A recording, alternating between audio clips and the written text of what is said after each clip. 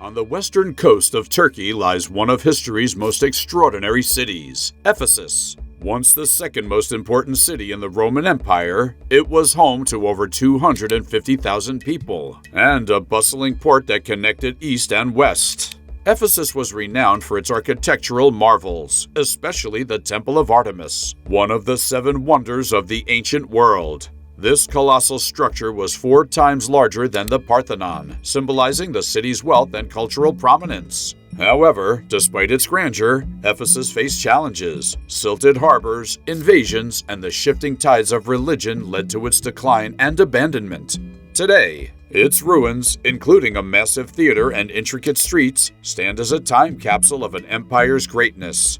What caused this once thriving metropolis to vanish, leaving only echoes of its former glory? The story of Ephesus began over 3,000 years ago, during the 10th century BCE, when Ionian Greeks chose the Anatolian coast as the site for their new city. Their decision was strategic, as the region's location offered unparalleled advantages. Nestled near the mouth of the Cayster River, Ephesus was positioned at the crossroads of major trade routes that bridged the eastern and western worlds. With access to the Aegean Sea, it quickly became a vital maritime hub, connecting merchants and goods from Europe, Asia, and beyond. From its earliest days, Ephesus showcased the cultural vibrancy of the Archaic Age. The migration of Ionian Greeks brought a wave of ideas, languages, and customs that interwove with the local Anatolian traditions. This blend gave Ephesus a distinct identity, an Ionian city-state with deep cultural and artistic roots. It wasn't just another colony. It became a symbol of the Ionian League, a confederation of cities united by shared heritage and mutual interests. The city's advantageous location allowed it to thrive as a center of commerce and trade. By the 7th century BCE, Ephesus had already earned a reputation as a bustling economic hub. The harbor, then much closer to the city, was alive with activity as ships unloaded their goods. Merchants traded everything from grain and timber to luxury items such as perfumes and fine ceramics. The city's marketplaces became famous for their variety and abundance, offering spices from India, silks from the East, and olive oil from Greece. But trade wasn't the only engine of Ephesus' growth. The city also became a haven for artisans and intellectuals. Skilled craftsmen produced intricate jewelry, pottery, and textiles, while thinkers and philosophers shaped its intellectual landscape. This influx of talent added to its wealth and prestige, attracting more settlers and fostering a vibrant urban culture.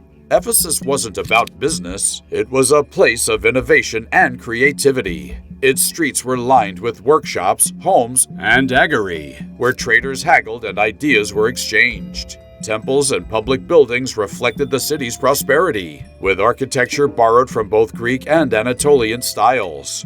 This harmonious blending of commerce, culture, and creativity laid the foundation for Ephesus' transformation into one of the most influential cities of the ancient world. As it flourished, it became not a trade center, but a symbol of the wealth and ingenuity of Ionian civilization.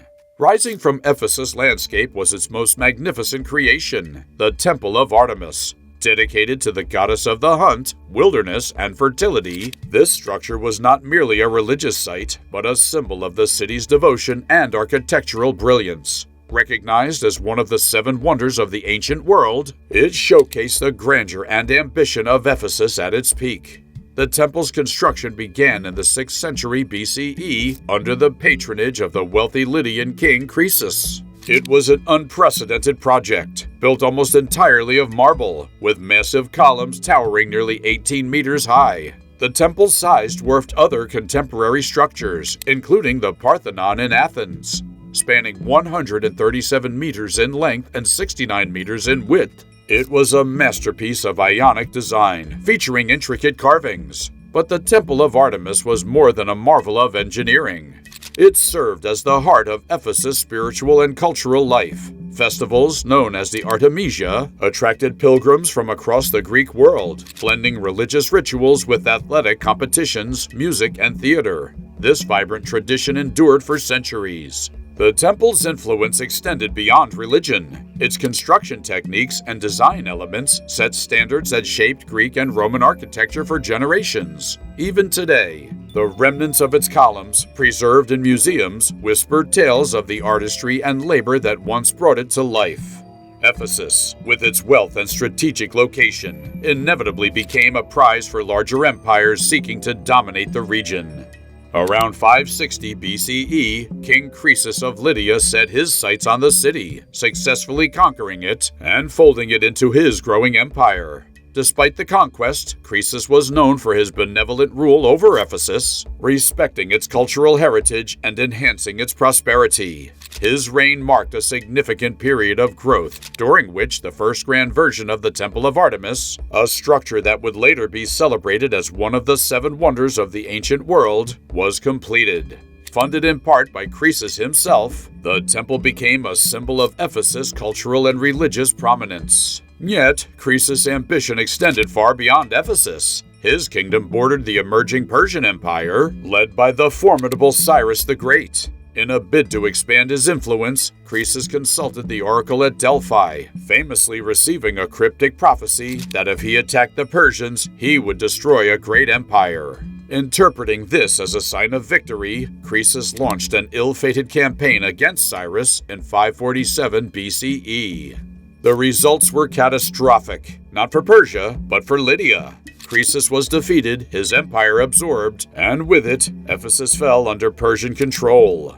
Persian rule brought significant changes to Ephesus. The city, while still prosperous, lost much of its autonomy and was required to pay taxes to its new overlords. Despite this, Ephesus managed to maintain its vibrant cultural and flourishing trade networks, adapting to the Persian administrative system while preserving its Ionian identity.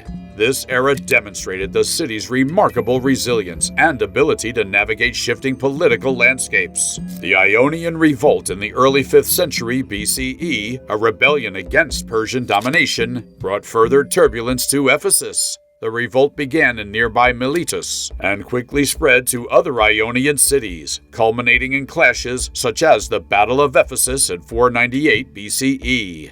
While the Persians ultimately crushed the revolt, Ephesus itself avoided the total devastation suffered by other cities like Miletus. This was due in part to its cautious approach during the uprising, which allowed it to retain some stability even among regional chaos. Despite the challenges of Persian rule, Ephesus continued to thrive as a hub of trade and culture. Its ability to adapt and endure under a foreign domination set it apart, ensuring that it remained a vital city in the ancient world. This period of conquest and transformation would later position Ephesus to embrace new opportunities under the rule of Alexander the Great, heralding another era of change and growth.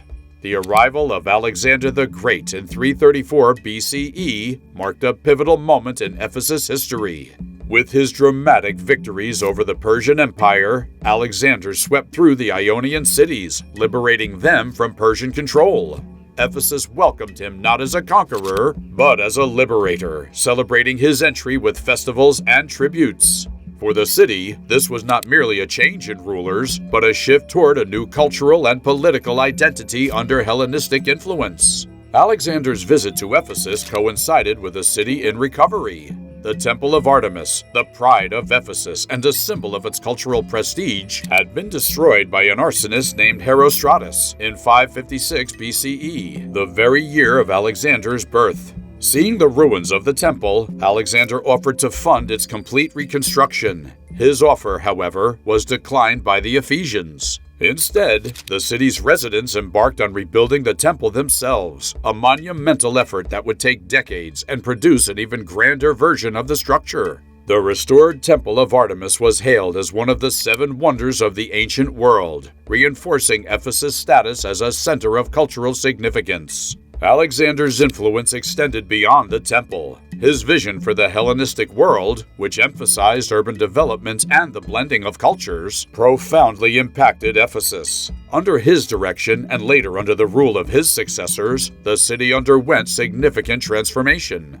Recognizing the strategic importance of maintaining Ephesus as a major trade hub, urban planners initiated a relocation closer to the Aegean Sea to address the silting of the original harbor. This move ensured continued dominance as a nexus of commerce between the East and West. The Hellenistic rulers who followed Alexander further advanced the city's development. New defensive walls were constructed, safeguarding Ephesus from external threats, while public spaces and buildings were reimagined to reflect the grandeur of Hellenistic architecture. Philosophers, artists, and scholars flocked to Ephesus, which became a beacon of intellectual and cultural achievement. The city's streets were adorned with elaborate statues and monuments, and its theaters and agora bustled with activity, embodying the vibrancy of the Hellenistic age. This period of revival firmly established Ephesus as one of the preeminent cities of the ancient world. It was a time when the city not only reclaimed its former glory, but also set the stage for an even brighter future under the emerging influence of Rome. Ephesus' decline was gradual yet inevitable, shaped by both natural and human forces. During its Roman heyday, the city stood as the capital of the province of Asia, renowned for its cultural, commercial, and religious significance. However, its lifeline, the harbor, began to fail. The Cayster River continuously deposited silt, gradually rendering the once thriving port unusable. Despite Roman engineers' valiant efforts to dredge the harbor, the silting persisted, cutting Ephesus off from vital maritime trade routes and crippling its economy.